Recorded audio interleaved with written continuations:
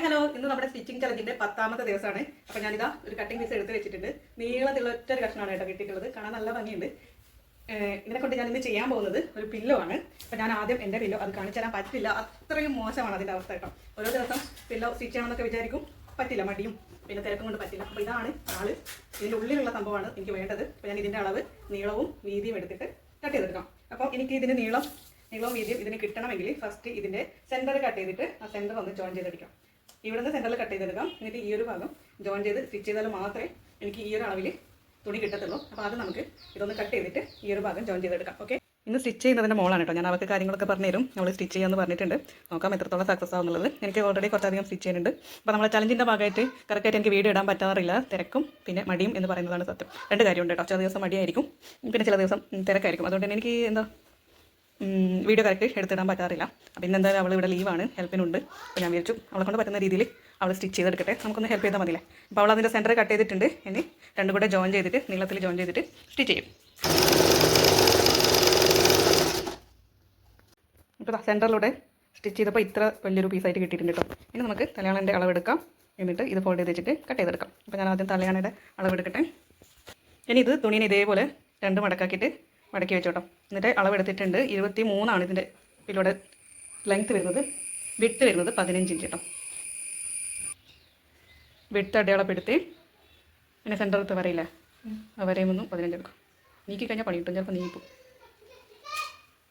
ഇതിൽ അളവെടുക്കുമ്പോൾ ശ്രദ്ധിക്കേണ്ട കാര്യം എന്താണെന്ന് വെച്ചാൽ തുണി ഒരിക്കലും നീക്കി വെക്കാൻ പാടില്ല കേട്ടോ. നമ്മളൊന്ന് അഡ്ജസ്റ്റ് ചെയ്തിട്ട് തുണിയുടെ അങ്ങോട്ടും ഇങ്ങോട്ടും പോയിട്ട് അളവെടുക്കുന്നതാണ് എന്തുകൊണ്ടും നല്ലത്. അപ്പോഴേ നമുക്കിത് കറക്റ്റായിട്ട് കിട്ടത്തുള്ളൂ. ചില സമയത്ത് തുണി കുറച്ച് അങ്ങോട്ടും ഇങ്ങോട്ടും മാറിയാൽ തന്നെ 1 ഇഞ്ച് 1/2 ഇഞ്ചിൻ്റെ ഒക്കെ ഡിഫറൻസ് വരാനും വളവ് വരാനും സാധ്യതയുണ്ട് കേട്ടോ. അപ്പോൾ അത് നിങ്ങൾ ശ്രദ്ധിക്കണേ. ഇവളിപ്പോൾ ഇങ്ങനെയാണ് ചെയ്തിട്ടുള്ളത്. അപ്പോൾ നിങ്ങൾ ചെയ്യുമ്പോൾ അത് ശ്രദ്ധിക്കണം. എന്ത് കട്ട് ചെയ്യുമ്പോഴും തുണി ഇതേപോലെ അങ്ങോട്ടും ഇങ്ങോട്ടും നീക്കാൻ പാടില്ല. നമ്മൾ കറക്റ്റ് വെച്ചിട്ട് നമ്മളൊന്ന് അതിനനുസരിച്ചിട്ട് മാറി നിൽക്കണം. നമ്മൾ അടയാളപ്പെടുത്തിയ ആ അളവിലൂടെ തന്നെ കട്ട് ചെയ്തെടുക്കാം. ഇനി ഇതേപോലെ മടക്കി വെച്ചിട്ടുണ്ട്. ഇതേപോലെ മടക്കി വെക്കാം. ഓൾറെഡി ഈ ഒരു ഭാഗത്ത് ഫോൾഡ് ഉള്ളത് കൊണ്ട് തന്നെ സ്റ്റിച്ച് ചെയ്യേണ്ട ആവശ്യമില്ല, മടക്കുണ്ടല്ലോ. ഇനി ഈ ഒരു ഭാഗത്ത് ഇങ്ങനെ സ്റ്റിച്ച് ചെയ്യാം. രണ്ടാമത്തെ ഭാഗം ഇതേപോലെ വരാം.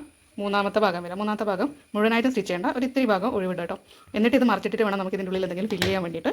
അപ്പോൾ ആദ്യം ഈ ഒരു 3 ഭാഗം സ്റ്റിച്ച് ചെയ്യാം. ലാസ്റ്റ് എൻഡ് ചെയ്യുന്ന ഭാഗത്ത് ഒരു കുറച്ചൊരു ഭാഗം ഒഴിവിടുക കേട്ടോ. മറിച്ചിടാൻ വേണ്ടിയിട്ടാണ് കേട്ടോ.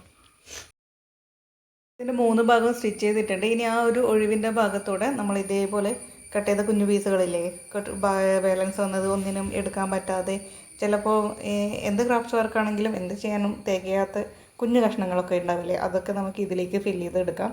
അപ്പോൾ ഇങ്ങനെ ഫില്ല് ചെയ്യുമ്പോൾ ശ്രദ്ധിക്കേണ്ട കാര്യം, നങ്കീസ് വരുന്നത് അല്ലെങ്കിൽ നെറ്റ് ടൈപ്പ് വരുന്ന തുണികളുണ്ടാവും. അപ്പോൾ അങ്ങനെയുള്ള തുണികൾ ഇതിലേക്ക് ഫില്ല് ചെയ്യാതിരിക്കുക.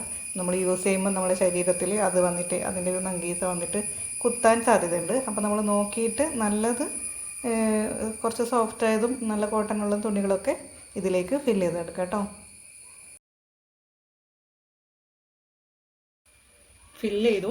ഇനി ആ ഒരു സൈഡിലേ നമ്മൾ ഇതിലെയാണ് എല്ലാം ഫില്ല് ചെയ്തിട്ടുള്ളത്. ഇനി ഈ ഒരു ഭാഗം ഇതേപോലെ മടക്കിയിട്ട് കൈ തുന്നാം.